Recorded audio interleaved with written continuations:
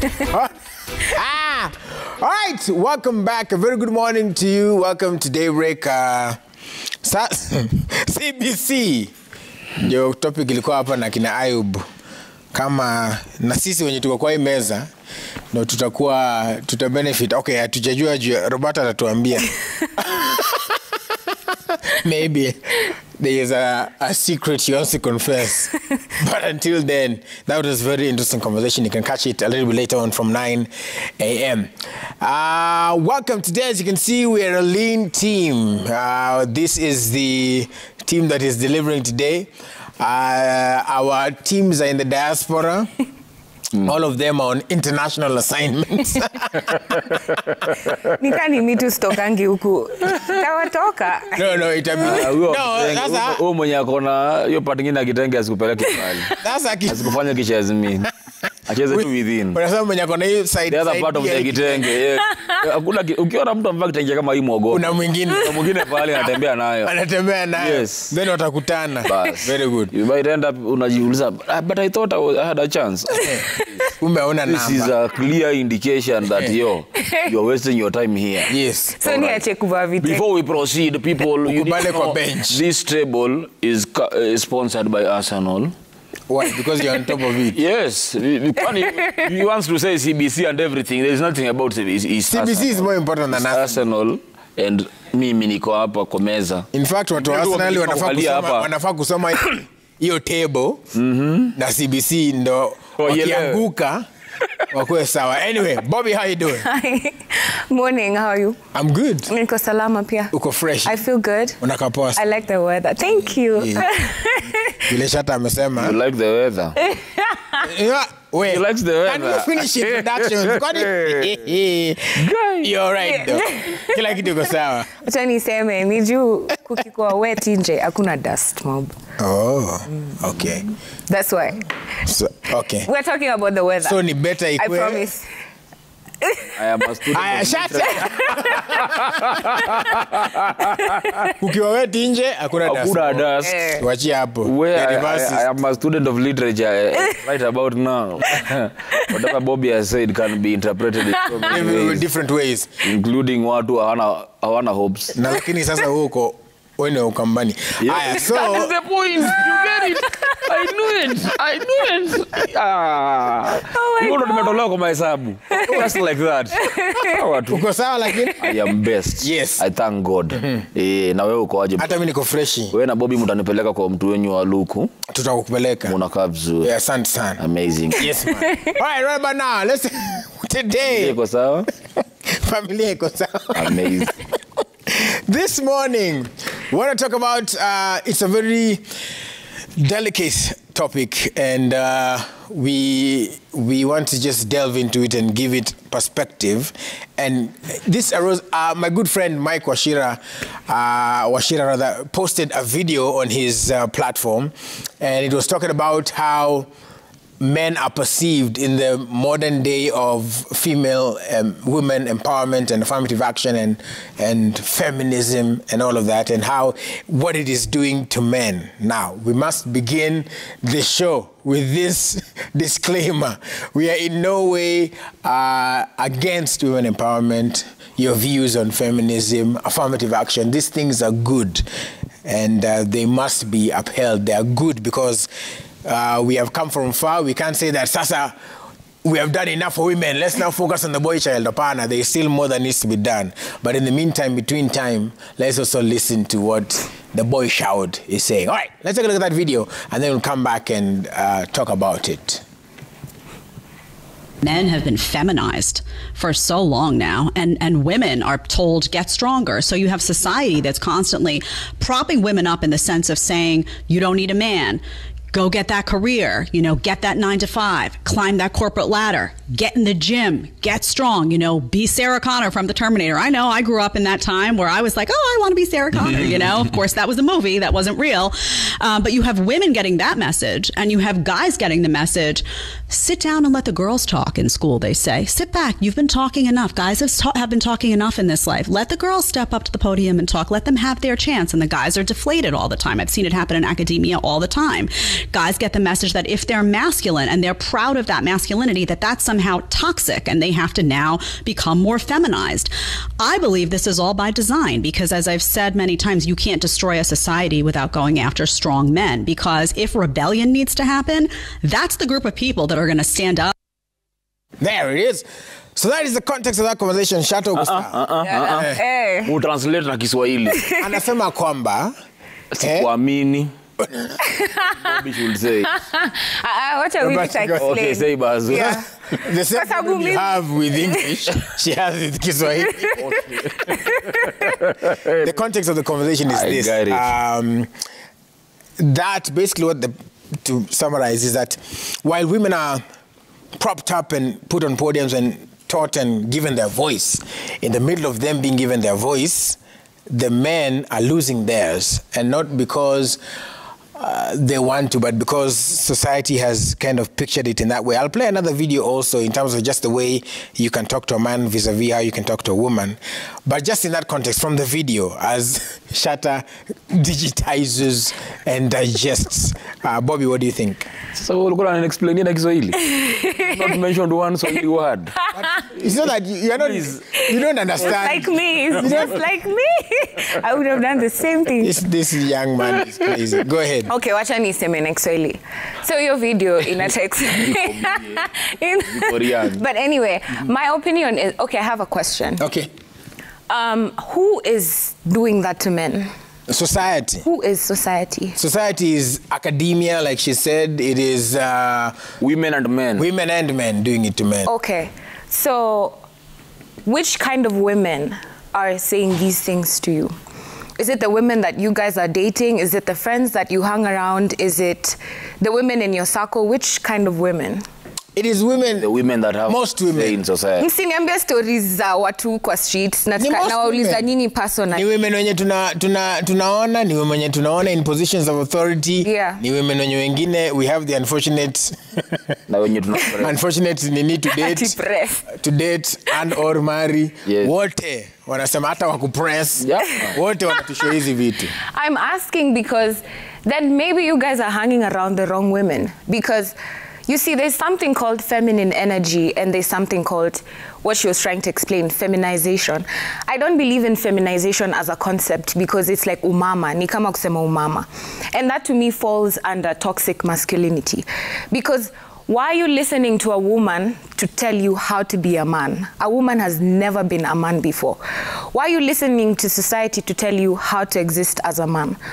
I don't follow such concepts or things like that because I try to exist as myself, with myself, in my own way. And the thing with feminine energy and masculine energy, it has nothing to do with umama ama kukwa. Masculine energy is not kukwa emotionless na kutojali, and feminine energy is not umama. Every human being, whether a male or a female, has masculine and feminine energy within them. Feminine energy is what allows you to nurture and grow things and take care of things and create and nurture and just multiply things. Masculine energy is what brings you in a space where you're able to lead and protect. Everyone has both energies within them. This is what leads you. As a single woman, I'm by myself, but at times I need to make decisions where I need to be a leader. I need to choose what I want for myself. That's my masculine energy. And when I'm able to just rest and take care of myself and enjoy things and create and nurture, that's me being in my feminine energy. No one has the voice or space to be able to come and tell me, Roberta, unactingi kama mwanaume, venye nakuonanga umevaa pantsuit, ukimake decisions. So why is it that when men are falling in their feminine energy, they're being able to rest and create and be soft and feel their feelings? Why is that feminization? Why is it taken as it's wrong or like it's a weapon? And why is it that when we're allowing men to exist in spaces like this, it's making them feel like we're demasculating them? That's not what we're trying to do. It's just, you need to start hanging around women who allow you to exist as yourself in your feminine and in your masculine energy all around. You're supposed to be, stop listening to women trying to tell you how to be a man. Like I said, there's no woman who's ever been a man before. It would be so weird to me if a man came and started telling me, ndo kwe dem, fanya hivi, ajai kwa dem, anajuaje kukwa dem. Ama aniambie, you're not woman enough. He's never been a woman before, so why would I listen to that? My opinion is that you need to start upgrading the kind of people you hang around, including the women that you hang around. Stop hanging around women that make you feel like being soft, being emotional, communicating your feelings, being able to just be yourself and exist in your feminine energy, that it makes you weak. Because that's not what the message that's supposed to be passing across. The message that I think we need to be passing across is that you as a man or a woman can exist as yourself in whatever way without trying to listen to what society wants. Society is not you. Other people outside of you are always going to have opinions on how you should be. They're always going to try and impose ideas or try to tell you, sijui high value woman, high sijui man. That has nothing to do with you. Grow in yourself, learn about yourself, and create your own path for yourself. I mean, I cannot speak from the point of view of a man, because I don't think I'm in a position to say men are not being empowered, because I've never lived as a man. I do not have that experience. That's why I asked you guys, who's saying this? Because the women I hang around, the women I talk to, they love it when men are able to just be men. And by being men, it doesn't mean being emotionless or being hard and being, you know what I mean, aggressive and macho. It's just being as you are. When you need to be soft, you can be soft. When you need to be nurturing, you can be nurturing. When you need to be aggressive, you can be aggressive. So maybe we need to start hanging around people who are not trying to impose their own ideas on us and tell us how to exist, and start letting people come around you when they allow you to be yourself. And yeah, that's what I think, because society inafanya, they'll always tell you, oh, you can't be like this, you can't be like this, you can't do this. And people are very, very different. So Mimi, what I see for myself, the experience that I have is that I see other men trying to tell men, don't cry, be a man. Yeah, that's another facet. You don't cry, be a man. You ni umama. Yeah. Which I experienced that when I had dreadlocks. So I sema umefunga nywele kama ati hiyo ni umama, as if hao wenyewe hawana mama ama sisters ama whatever. But anyway, Shatta, when Shatta sits the way he sits, I know. He's about to fight. I know. He has a dissenting opinion. Ataanza hivi. Okay. Okay. Abala, sitaji kufight Bobby. Nikwambie kitu. First of all, watu wana plead wapi kama wanataka kusaidiwa? Wana plea? Yeah, where do you plea? Si pale kotini ama? Like right now. The fifth. Okay. Anataka kusema that the man is an endangered species. Where should we say it? Here on national hearing, yes, national television. Yes. A man is an endangered species. And if you do not do something, we shall be extinct. That is it, yes? Move fire. Unajua, Bobby amesema you should not listen to a woman telling you how to be a man. If you do that, they will call it toxic masculinity. You know, they'll tell you you're toxic. You don't take opinion of women. Unaelewa? But which women though? Let me tell you something. The first thing to do if you want to control someone is you make them doubt their sanity. You know, the moment you make someone doubt their sanity, you have control over them. This society has made an African man doubt who they are. You know, and every day you are told that your forefathers' practices were illegal. They were chauvinistic. They were bad people, you know, and you need to turn around from the ways of your forefathers and become a new man. You know, we need to immerse you in milk and bring you out as a new man. Okay, say you picturing them. Same. With flowers even. Flowers and chocolate and honey. And bring you out as a new creature. And Ledama's hem. Cleansed from your forefathers' misdeeds and misdoings. Right. You know, and once you grow up in that environment, anything that is thrown at you seems to be the right thing, other than what you know. You know? And I will not blame women on it. I will blame the men that came before us that decided to accept that narrative, that sisi, being African men, are toxic and need cleansing, you know? And you've grown up, every day unaambiwa change from this. Change from this. People have changed the world so much that right about now, if someone called you, if someone came here and said, you know, Robertta is Shatta's wife, it will feel like ametukano. Right now, that is where the society that is, that when you are called a wife, it feels like someone is downgrading you. Unaget? It's no longer something to be proud of, because every day a woman is being propped to be a man. Unaget? They are not propping the woman to be better. You get? They are propping her to be a man.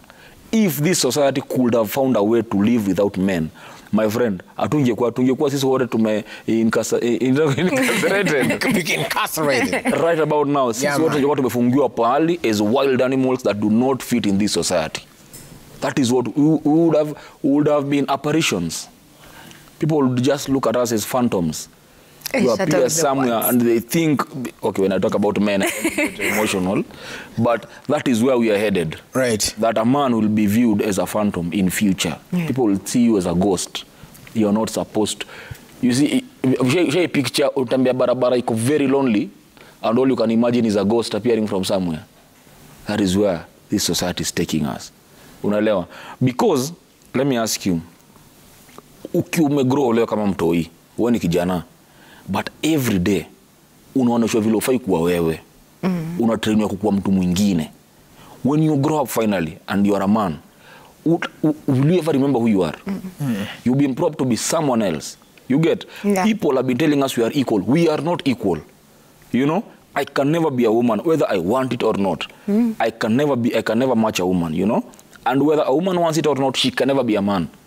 That is it. When people tell us, I believe in equal opportunity. Yeah. But the moment you tell us we are equal, you're lying.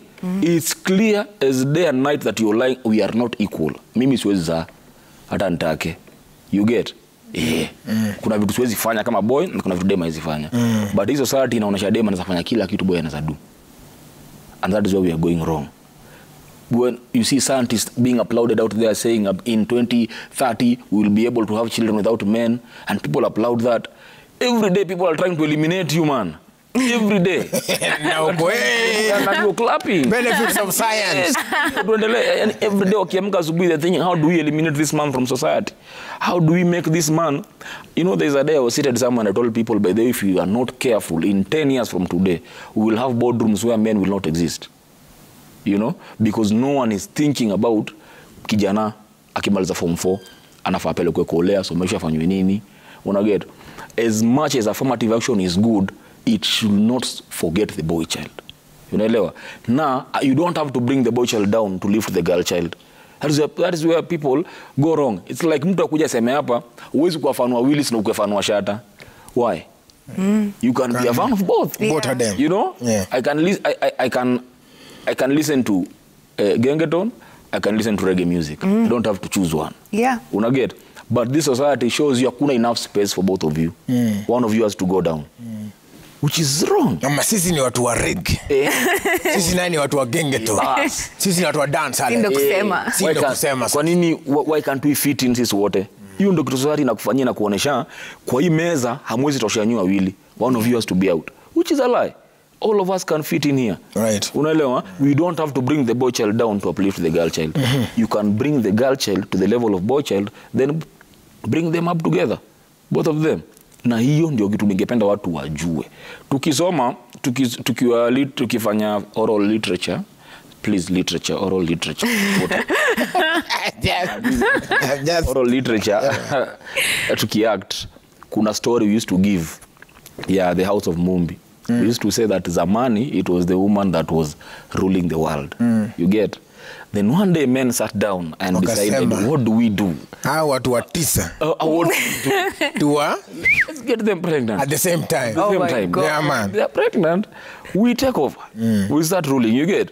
Now, I think people did not understand work of fiction. And now they decided it's time to revenge the man. You know, the man took what was ours, now you're revenging against him. Unaget. But kiukweli to that said, there should be love all over. Stop telling a man not to be a man. You know, hata kuna ngombe ajia inasemanga I was born a man and I deserve the right to be a man like any other man. Don't take that from me. That is the biggest problem we have today in society. Right. Everything that a man has is termed criminal or illegal. If we can turn that around and realize, by the way, hizi vitu tunaambia mwanaume achane nazo tutazitumia poa, would be a good thing. Right. The other thing also, first of all, do we have the question? The question of the day. Do you think? How do you know that? I saw it. Oh, you saw it. All right, let's... They got those powers now. They have the powers, clearly. Let's have the question again so I can see. Do you think men still have a voice in society? Do you think men still have a voice in society? SMS 22422, hashtag Daybreak. I don't know if you also have what people responded to, what Mike had put up, what Mike Washira had put up. The responses. Do we have that? The Isomask... Oh, so zinisome too. All right, let's take a look at them. I'll just try to read them because they're really small because they're from the comment. But this is at... Oh, there you go. Thank you. This is on Mike Washira's page. Now, you can't make it out, but I'll read it for you. So this one says, personally, somehow, she has a point. That is the lady who was speaking.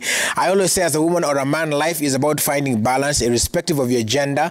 All of us, both masculine and feminine energy. Only that certain gender generally has certain type of energy because that is how they're wired. But of course, not all of them are the same. Most men tend to exhibit masculine energy in their day-to-day life. And sometimes it gets trickier for women when sometimes they themselves may be in a career that's dominated by the male gender. And of course, if you stay in that career for long, as a woman, you don't know how to balance the energy levels at different times. But personally, I think you have to balance your energy levels depending on different times you find yourself in, either as a man or woman, because even as a man, even as a man, not every time you have to bring your masculine energy. So kuna times, like you said, you have to be gentle, and sometimes you have to be soft, especially when dealing with your sisters. And that person says, this is just my take. And we invite your take as well. Do you think men still have a voice in society? The right men. Do you think what? The right men still have a voice? Yes. Oh, because there are men that are speaking but wanaongea gibberish. Wanaongea unywi. Yes, wanaongea ubombo. Ndio hao sasa wanakurukia chini. Do you think that the right men still have a voice in society? That's the question. I think that's a better question. Yeah? Yeah, because you see, what happens is that I feel like toxic masculinity infiltrates society. So now we're not allowing people to be how they are or to come as they are. Right. We're constantly trying to tell them how they should be or what they should do, which is crazy. Like Shatta was saying, ni kama tuna put down one side ndo to empower this other side, when that doesn't need to happen. We need to exist in harmony. We need to understand that we're not the same. We're not the same. Hata tu on a gender basis, just on a human level, I'm not like you, Willis. So it would be very weird to me to come and start telling you, you know, Willis, start doing the things I do on my podcast. That's how it sounds. It's like me trying to teach someone how to fish. I've never been fishing a day in my life. So how would I go and tell a fisherman, unajua nini, nunua net, nunua? That's exactly how it sounds. So I think we need to understand that we're very different and we play different roles. We're not the same, but everyone else can contribute to the love and whatever we're trying to achieve.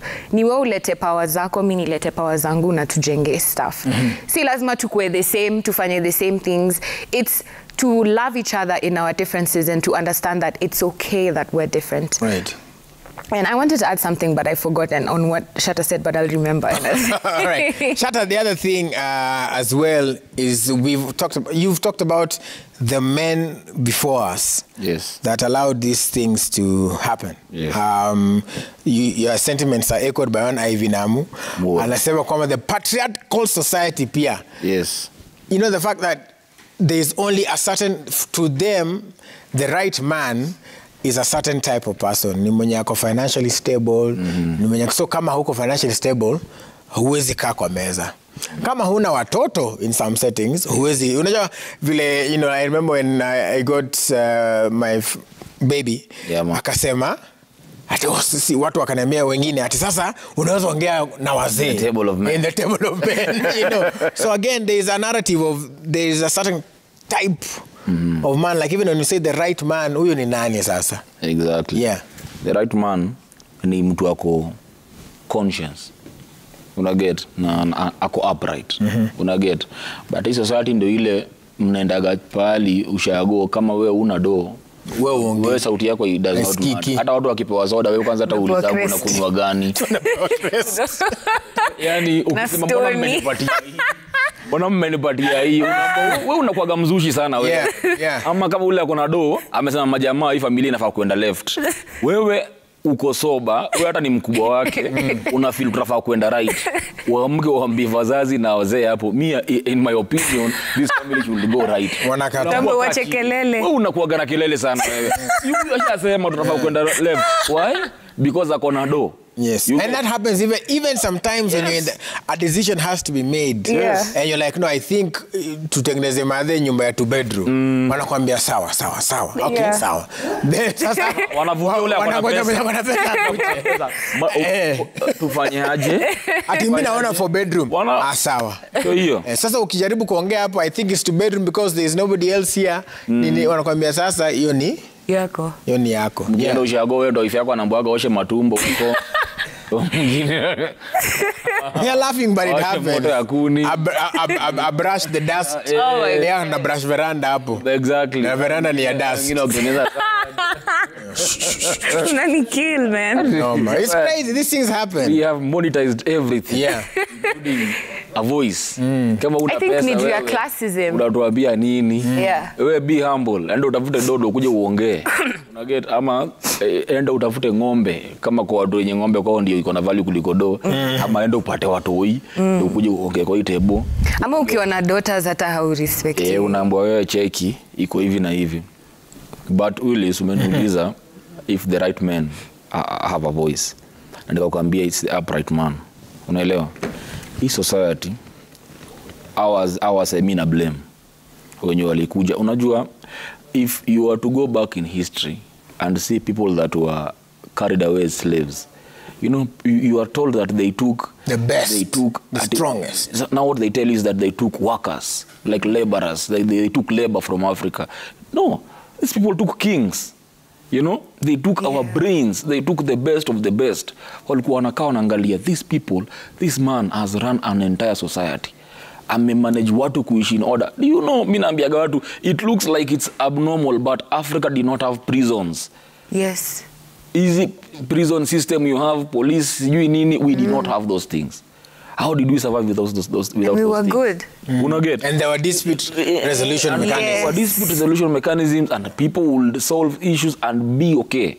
But no one has ever sat down and thought actually, but they walikuwa wanaishi poa. How walikuwa wamefungua level gani ya thinking that wangeishi hivi yenye siku hizi sisi hatuna, that I need a police to tell me not to do this to you. You know, I need a constitution that will tell me if you take this tutakufunga ni ya wizi sio yako. Your rights end where mine begin. Right. People didn't have these things, but it was in them. It was natural in them. Unaget? But now you have been bombarded. That's why last week I was saying here that a man is not allowed to be themselves. Immediately you finish school being taught how to be, you're given a responsibility, which is a family. Anza kufikiria familia. Unaelewa? Because the moment utaka chini peke yako ujifikirie hivi, utaanza kufikiria vitu ufai kufikiria. Unaget? Utaanza kufikiria evolution. Because you will revolve your mind. Right. Unaget? Yani when you have time to think about you, kuna vitu utakubali zinakuwa penia. Unaelewa? Utaje mbona hawa wananifanyiaga hivi? Hii ni ubombo. I should not take this. But utakaa ujiambie I should not take this, I should resign. Alafu kidogo nakumbuka CBC, school fees, unakumbuka rent, hawa wazi lala nje, hata mimi nikiweza hawa hawezi. Unakuwa humble. Unaget, unafanya hiyo kazi yenye unafeel ufai kufanya. Unaget, it is a control system. You are controlled from the day umezaliwa to the day we will bury you. Hakuna time wewe mwenyewe, that control was taken away from you. You know, get? And the best way they are doing it right now is telling you how to not be a man. Unaelewa? When you think like a man, unaambiwa you are rogue. They use every bad word. When you know how it feels today if someone was to go on social media and say Willis Raburu is a chauvinist. You feel aje? If you clear your name from that tag that person has placed on you, ni mlima. Unaget? So you would rather not speak because they will go and say that. Unaelewa? So they control you unknowingly. Yeah. That you hauna opinion. Kama boy child, unaget? Wana control in the sense that I know I'm supposed to say this. This show has started with disclaimers. You know, you've got to see how to say. This man wrote Saba usiku, by the way. Saba usiku really on WhatsApp, wrote to us on WhatsApp. By the way, guys, we need to have a disclaimer on tomorrow's show. Why did you feel the need of doing that? Because you are being controlled. No, subconsciously he's right. Yeah. We are being controlled. That was not my reason, though. My reason ilikuwa because we know if we were to speak without that disclaimer, we will trend back. Tutaambiwa vitu uko nje. Tutaambiwa nyinyi you are backward thinking, mnakandamiza girl child, but no, tunaongelea boy child. Na tunafaa kuwa na free space bila disclaimer that I can sit here and talk about the boy child and say the boy child is an endangered species. People need to wake up, you know, and realize this. Yes, and realize this, that in 10 years, right now we are suffering from the mistakes of our fathers, that they thought being all bougie and feeling like Europeans is the thing, you know. We do not know how history. Ati ukilea mtoto mwenyezi ongea mother tongue unafeel umeachieve. Ati me I can't speak how. Me, you know, it was my grandpa's language, but I can't speak how. You feel sasa mtoto wangu ndio huyo. They sat down and thought that was right. The other day I told you our great-grandchildren will sit down and laugh at us and say, my dad was called Steven. Really? Weirdo. Really? My dad agreed to be called an English name. Yeah. And clearly he could see he's black, he's African. Yeah, man. You know? That is the beauty of it. You see what they are doing right now? It goes back to my point where I say a man should marry at the age of 40. You're back there again. I'm telling you, right. Vile society inatupeleka kama wanaume. Wewe ndio uleta statistic juzi ukasema wanaume wanaogopa kuoa. Si ndio? We should talk about that next week. Yes. Men are afraid of getting married. Why do you think we are afraid of getting married? Has anyone asked us why? Because you know pale unaenda kujiingiza bro. Utaingia ndio na mapenzi, lakini before utoke utatoka bila kitu. Utakuwa huko chini, utaharibiwa jina, mali yako yote itachukuliwa. So unaopt acha ni enjoy freedom niko nao kidogo. Unaelewa? So the moment tutakabila kuoa is the moment tutaanza kuona ubomba watu wanaongea. Hata kama uambii watu, but it's innate. You will see it. Unaifeel. All right. Another facet of this conversation, and we asked you the question. What is a facet? Angle. Section. Uso. Another element. Yeah. Let's stick with facet. Okay, another facet of this conversation. And you've alluded to it. I think both of you have alluded to it in some way. You said we should stay around women who prop us up and, you know, talk to us the right way or perceive us in the right way, rather. And this is another thing of the way, this is the next video. Let's run the video. Then I'm told watu wameweka pale ma SMSs. There's this other video that I put about the difference between how you talk to a man and how you can talk to a woman in society. Let's take a listen. And then we'll start with Bobbie and her thoughts, and then we'll go on. You can tell men to get their shit together. You can be like, lose weight, dress better, you know, go to the gym, stop playing video games. You can be harsh with guys. If you take that attitude toward women, they're like crying. They're like, you are trying to degrade me. You're fat shaming me. They got all the words like you're a bigot. Like they come at you and you're like, well, no, I'm just trying to tell you obesity is not healthy. Like this is not a good decision. It's not, it shouldn't be glorified. But it's amazing that in society in 2022, there's an acceptance of criticizing men, which some of that criticism is warranted. Like it needs needs to be said, but there's not this acceptance of criticizing women. Suddenly you're a bad person if you're pointing out flaws in women or problems with women that could potentially be leading to some of their unhappiness. Right. Interesting point. What do you think, Bobbie? To be honest, I feel like I don't like the angles she's taking with the communication she's passing, because she's coming from a place of competition. It's like mademo wanafanya hivi, so machali wanafanya hivi nama. And you see, when we have such discourse going around, inafanya iyo notion infiltrate into other people's minds. So we're all coming from this space of, yeah, enyewe mbona madema waezi na machali wanaalawiwa na. The message you should be passing across is, let's just do good and be good. Let's do the right thing. Let's not put this other side down. And because what point is she speaking from? What moral authority do you have to even tell a woman that she's obese, or even a man? Why are you speaking on someone else's body? Why are you speaking on someone else's decisions or opinion? Like, uko kwa pedestal wapi? Mbona unapeana opinions about mwili ya mtu mwingine, or whatever other topic that you need to talk about? She's coming across to me as a pick-me, because you see, in the hierarchy of respect, it's white men, white women, then black men, then black women are last. Nobody listens to black women. Nobody gives black women opportunities. If I stand here with a white woman... Stop you there, true, because I just saw Snoop Dogg say that, and I felt it hurt me, because he was talking about the life of Angela Bassett. She's played every role and done everything, got her groove back, played Wakanda Queen, and still no Oscar. Yeah. But anyway, go ahead. So kwa hiyo hierarchy, like, si tuko chini kabisa. So I don't like listen. I'm not saying white women about, but I don't like listening to white people because my experiences as a black woman are very, very different. And you see, in pre-colonial times, before our sewa kujeuku, the black man respected the black woman. There was no competition. Everybody, I mean pre-colonial, before kukwe na gender roles na sijui, the man does what, the woman does what. The woman was upheld in her space and she thrived in it. And the men were very respectful and loving.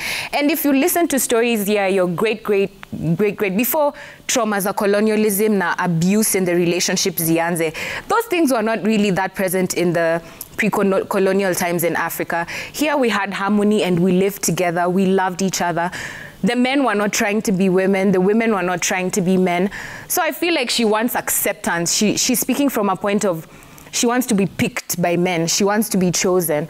And white women generally are. Sisi black women, we have to fight harder. When we're feminine, it looks weird. Everyone wants us to be really strong. And when we say, I want to be a damsel in distress, it's like, no, you're a strong black woman. But when white women want to be dainty and soft, for them it's cute. It's like, it's the same thing as if a white woman goes on and to say, I want a rich husband. For her, it's like, yes, you need a man who takes care of you financially. If a black woman says the same thing, you're a gold digger. Go do your job. Go make your own money. Nini. So it's crazy. But okay, my point from what she just said is, I can kind of get where she's trying to come from, but I think she should phrase it in a different way. The conversations we should be having are about how can we allow men to be able to relax and be soft in themselves? How can we promote for men to be able to communicate? Or just to be emotions? Themselves. Exactly. In whatever space they're in at the time. Yes, without making them feel like you're new mama. Ama, how can black women especially exist in spaces where they don't have to be hard or aggressive or to be the man? By the me, nilikuwa naishi with my family. Almost every household, we were just talking randomly with my bro, we realized in every household, the woman is the, what's it called? The breadwinner. The men are just there. And I'm not saying it's wrong, maybe it's the decision that they've made or whatever, but it's like black women are being forced to enter into spaces that they're not really comfortable in, but because we have no other choice, we have to appear as black women. That's how we have to show up. But that's not how it was in pre-colonial times in Africa. So all these things that are being said, especially by white women or white men to us Africans, you really have to take it with like, lazima ufikirie ni nini inasemwa, ni nini anatry explain. Stop listening to people who are trying to show you that men are horrible, women are horrible. Why don't you try and surround yourself with people who are not horrible? That's why I asked you which women are saying these things to you. Me, I don't hang around any women who talk like that to men. I don't hang around men who disrespect women. Those are not my friends. And you can say people pretend, but it's taken me so much time to be able to work on myself so that I can create and curate an environment that is perfect for me. I'm very particular with who I allow into my space. Right. Even women, you know, we don't talk about women being abusive as easily as we do about men. And we need to have these conversations openly. So for me, I'm not about women bashing other women and talking and saying mean things about women. I'm not for women bashing other men as well. I just want people to respect each other and understand that we're different. We come from different places. We've grown up in different ways. How about we accept each other and ourselves as we are and remain confident in the ways that we are instead of... I just find it really absurd for Sanika Amini anze kwambia shata. Hizo dredi zako. From where would I be coming from to be? Even if I'm your wife, why would I feel it's okay for me to have an opinion that has to change who you are? It's either I accept you. The only changes that we need to be doing are improvements. It's let's get better. Let's do better. Be a better person, I'll be a better person. Don't bring, because the same way you guys are talking about the boy child is being put down, imagine if I started speaking on what women go through. This is my life every day. I literally have to fight. Hence my every disclaimer. Space for every space I enter. Women were not even allowed to have bank accounts or to walk outside or to do anything without a man. Women are not respected. We're abused. We're raped. We're overlooked. We are like all the things we're going through. You talked about men watakwa extinct from boardrooms. Imagine me living in the 21st century where women are not even inside those boardrooms yet. It's still a discussion that we're trying to have. But the men, because it's becoming like a competition, the men are starting to feel like tunasukumwa nyuma, tunapushiwa. It's not supposed to be like that. We're supposed to be holding each other's hands and moving forward together so that we're all growing. But the point that Shatta said that everyone needs to really, really ingrain in their brains is we're not the same. We're never going to be the same. I mean, we can push for equal opportunities, and that's what we did. We wanted to have equal opportunities as the men. We didn't want to become men. But what did the men say? They said, okay, if you want a space at that boardroom seat, if you want to show up in the offices, fine, then you have to act like a man as well. Because I promise you, if I enter, like the comment the lady said, if I enter a workplace as acting like a woman, as a lady, and it's full of men, the respect goes down. Mi ndo ndakuwa naambiwa nitengeneze chai watu wakiwa na meeting. Mi ndo ndakuwa naambiwa nipanguze meza. That's just my reality. So I have to start becoming a strong black woman so that I can be listened to. But I just want to be a damsel in distress. I want to be able to relax and to just be a woman without people making me feel like I need to show up as a man as well. So this conversation, roles or energy should never end up in a gender war. It should never end up in a space where it's a man can do better, a woman can. Nah, it's I want to do good, you want to do good, let's do this. I want women to feel comfortable being themselves. I want men to be comfortable being themselves, and let's do this.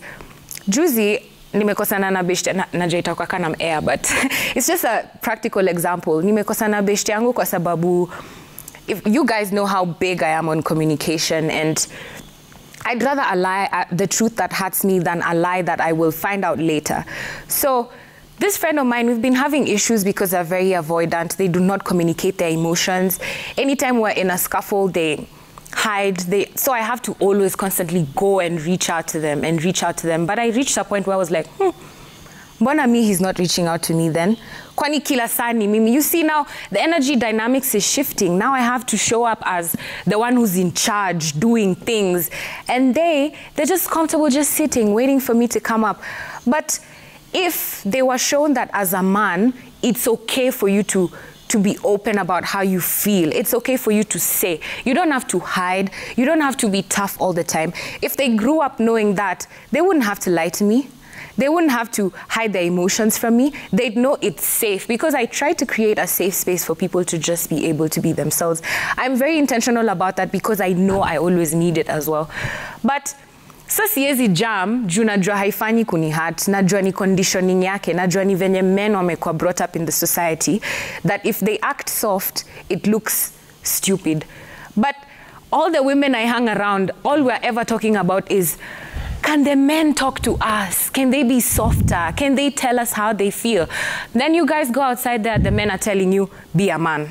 Be a man. Don't show these people you have emotions. You see, so it's a bit crazy. I just wish people would be able to exist as themselves, and it helps us get better to navigate things. It's like you're going to have a Ferrari, you're going to have a Mercedes-Benz, you're going to have nice cars, but there's also times you're going to have a jalopy. So if you don't know how to drive, utabakingi tu hapo juu kudrive. It's upon you to teach yourself that I want to drive, so that in the event that you have a jalopy and you're somewhere in the wilderness, you need to get somewhere. Hautasema mimi sijui kudrive hiyo manual car ya kitambo.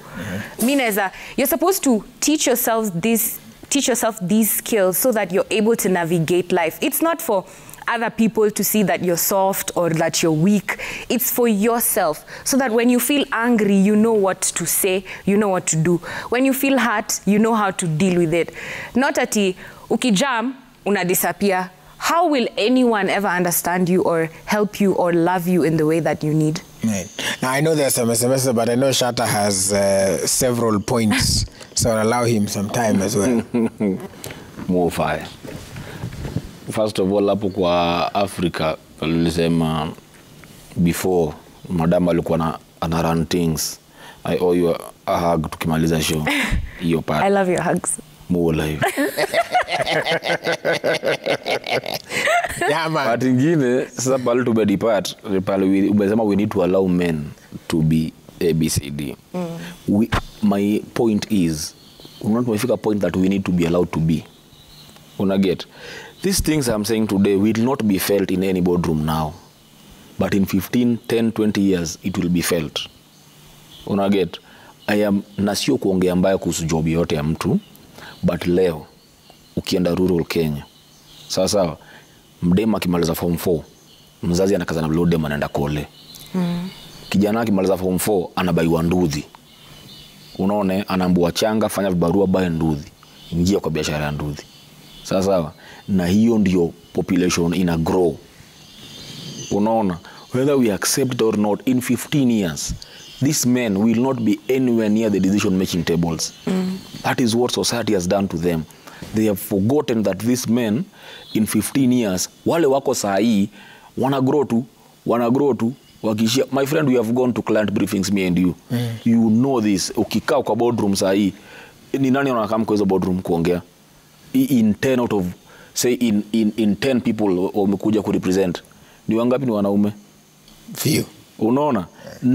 It's because we are being sick. And it's not a bad thing. It is bad when it is not balanced. Okay. You know, when it was men alone in those boardrooms, we said it was bad.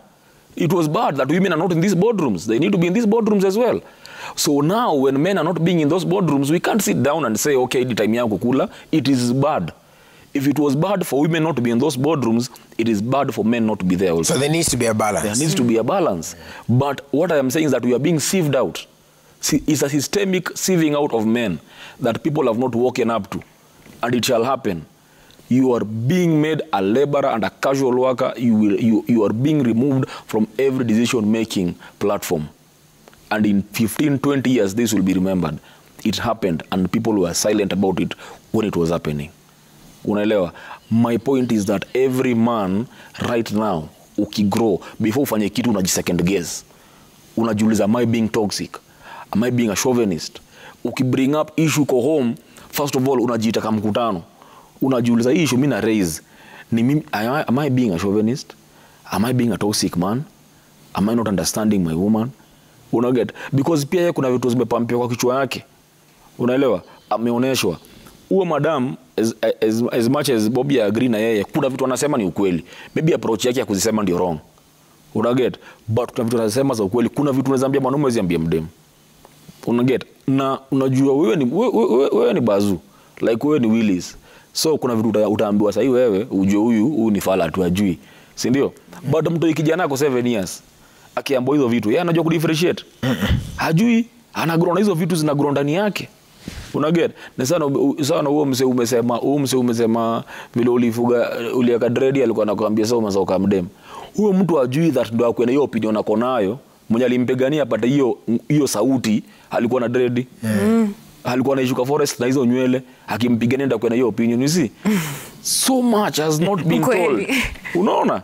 It's so much that people don't know about themselves. There's a day tukifanya 10 over 10 we back kila time COVID ilianza tu watu hiyo misbehave nini nilikwambia the biggest problem we have is that hapa Africa sahi sana Kenya we have Europeans in spirit and character. It's only that they are physically in Kenya, but our watu hiyo na grow mentality ya Europe na America. Unaget? How relate unapata relate more na maju. Unaget vitu zinahappen huko ndio wanarelate nazo zaidi kuliko vitu zinahappen Kenya, because no one has taken time to show them who they are. Wameboro culture, they have become those people. Unaget? Hiyo ndio tulikuwa nasema our forefathers walikuwa wanapelekwa huko by force, lakini siku hizi sisi tunajipeleka by force kukua slaves huko. Na tunasoma scramble and partition for Africa. Tunajipeleka kwa willingly to be slaves. Unaget? Why? Because you've been shown that is home. Ushafikiria hivyo? Unaambiwa east or west, home is best.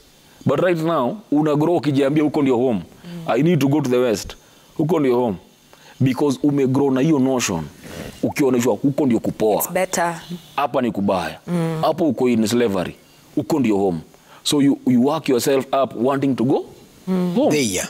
Unaona? You always wanting. But do you agree to some extent that the systems seem to work better there? So we just need to get our systems to work. My friend, I'm just saying, devil's advocate. Hiki tu nimewahi ambia Higgs time fulani that people say systems don't work in Africa or per se in Kenya.